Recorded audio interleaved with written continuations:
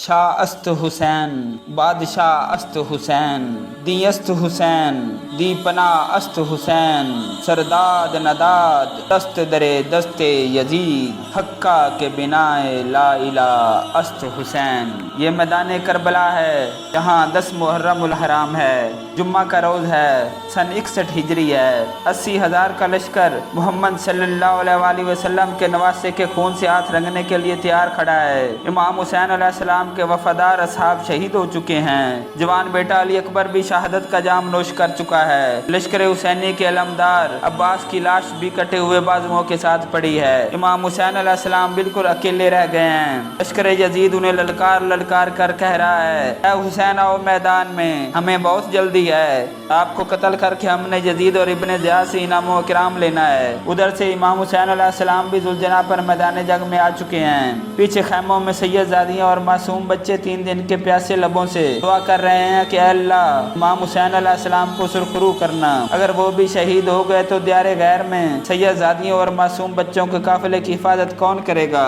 تو کہیں امام سجاد بیماری کی حالت میں پیاسی زبان سے آہوں اور سسکیوں میں اللہ کے حضور دعا کر رہے ہیں، اے میرے اللہ مجھے اس بیماری سے صحت یاب کر تاکہ میں اپنے ابا جان کے دفاع میں ان ظالموں سے لڑ سکوں، ان کی جانب تیر پھینکنے والوں کے سر کاٹ دوں، ان پر ضربیں لگانے والوں کو میں جہنم واصل کر دوں۔ لیکن خدا کی رضا تو کچھ اور ہی ہے۔ خدا کی رضا تو یہ ہے کہ رسول اللہ کا نواسا پیاسا شہید ہو کر تیروں کی نوک پر قرآن پاک کی تلاوت کرے۔ پھر جنوں کی ایک بہت بڑی فوج امام حسین علیہ السلام کے سامنے آ کر کھڑی ہو جاتی ہے۔ اس فوج کا سپہ سالار ظافر جن امام حسین علیہ السلام سے عرض کرتا ہے کہ اگر آپ حکم دے تو میں جنات کے اس لشکر کے ساتھ اس ظالم لشکر کو تباہ و برباد کر دوں گا۔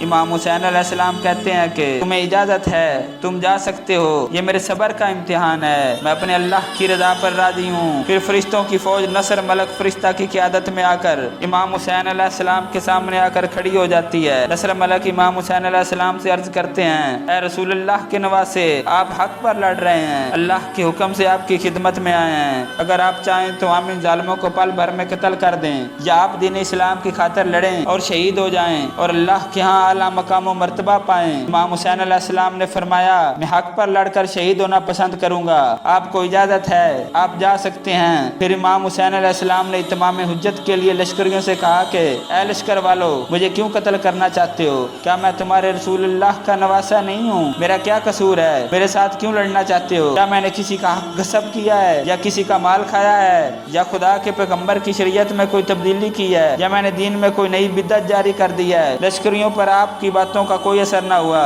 پھر ابن سعد نے کہا کہ آپ کے پاس یزید کی بات کے علاوہ کوئی دوسرا راستہ نہیں ہے، آپ کو بالآخر یزید کی بات کرنی پڑے گی یا ہم سے جنگ لڑنی پڑے گی۔ چونکہ آپ اکیلے ہیں اس لیے میں آپ سے وعدہ کرتا ہوں کہ آپ کے مقابلے میں ایک ایک شخص اکیلا لڑے گا۔ ان کی سرکشی دیکھ کر امام حسین علیہ السلام جلال میں آ گئے۔ شامیوں ابن علی بحر قتال آیا ہے، آج اللہ کی رحمت کو جلال آیا ہے۔ امام حسین علیہ السلام نے اپنی تلوار نیام سے نکالی۔ عمر بن سعد نے شام کے مشہور پہلوان تمیم کو بھیجا۔ تمیم نے امام حسین علیہ السلام پر حملہ کیا۔ امام حسین علیہ السلام نے تمیم کے حملے کو روک لیا۔ پھر امام حسین علیہ السلام نے اپنی تلوار سے تمیم کو ایسی ضرب لگائی کہ اس کا سر 50 قدم دور جا گرا۔ آپ کی طاقت اور جلال دیکھ کر لشکر گھبرا گیا۔ لشکر میں سے ایک اور طاقتور اور مشہور پہلوان یزید ابتہی نکل کر آپ کے سامنے آیا۔ یہ شخص شام، عراق، مصر اور روم کے بے شمار طاقتور پہلوانوں اور جنگجوؤں کو قتل کر چکا تھا۔ جب ظالم لشکر نے امام حسین علیہ السلام کے مقابلے میں یزید ابتی کو دیکھا تو بہت خوش ہوئے۔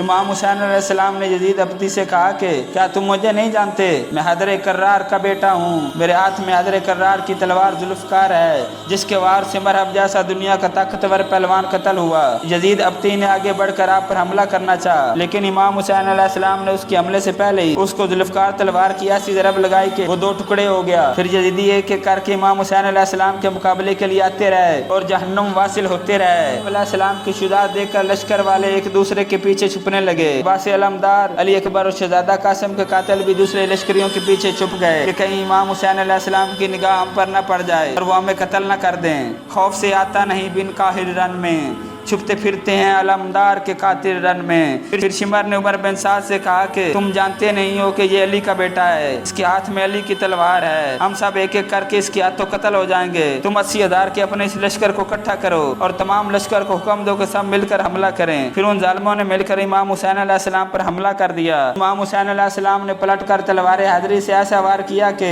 ہر طرف کھوپڑیوں کے انبار لگ گئے۔ حالت ایسی ہوئی کہ لشکر والے آگے آگے بھاگ رہے تھے، امام حسین علیہ السلام ان جرمیوں کا تعاقب کر کے انہیں مار رہے تھے۔ اسی اثنا میں امام حسین علیہ السلام کو بھی بہت سے زخم لگے اور آپ کو پیاس کی شدت بھی تھی، لیکن آپ پھر بھی تاریخ انسانی میں بہادری کی مثال قائم کر رہے تھے، یہاں تک کہ آپ نے 2172 لوگوں کو جنم حاصل کیا۔